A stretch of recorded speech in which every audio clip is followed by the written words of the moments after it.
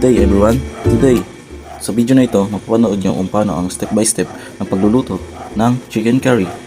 Dito, mapapanood nyo kung paano gumawa ng isang masarap at malasang chicken curry. Siyempre, unang-una, hugasan muna natin lahat ng mga ingredients. At pagkatapos natin maghugas ng mga ingredients, ay ready na natin to upang makapagsimula na tayo magluto. Siyempre, unang step, magpainit muna ng mantika sa kawali o anumang mga lutuan na ginagamit nyo ngayon sa bahay nyo. Pag uminit ng mantika, igigisa natin ang ating mga bawang, sibuyas, luya at bell pepper para lumabas ang kanilang mga aroma.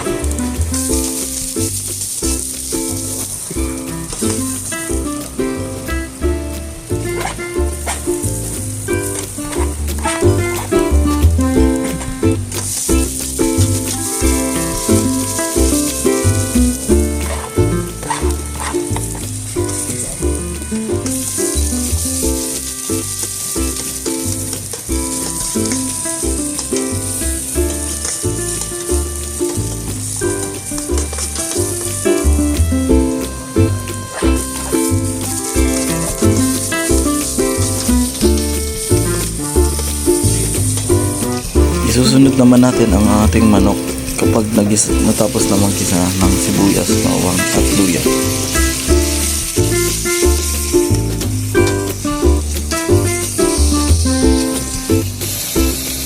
Lalagyan natin ng paminta at halu-haluin natin bago takpan.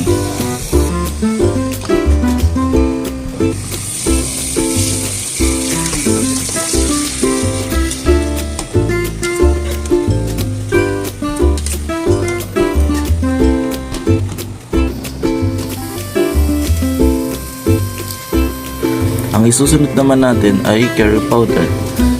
Pagkatapos natin lagyan ng curry powder, dapat halu-haluin natin to para ma-distribute lahat ng lasa sa mga manok.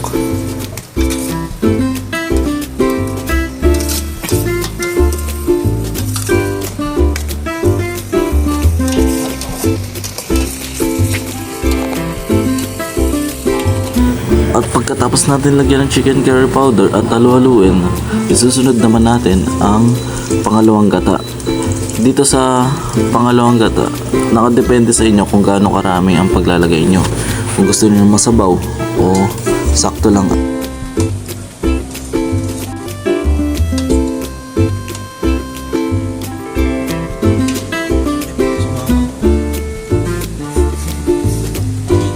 Kung nalagyan na natin ang pangalawang gata, lalagyan na natin ng pampalasa.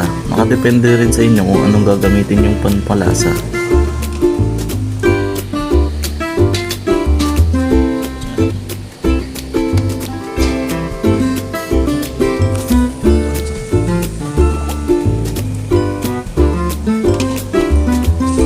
At kung nakikita nyo na kumukulo na, pwede na natin lagay ang ating carrots at patatas.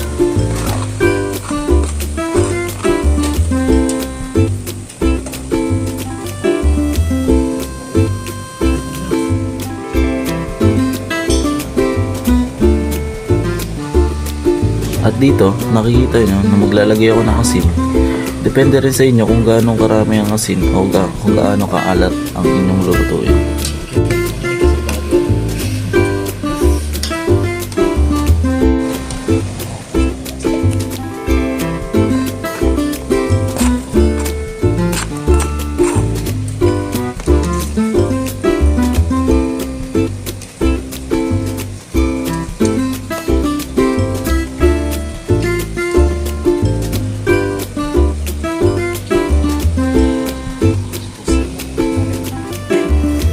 Ang panglas naman natin ilalagay ang pangunang gata.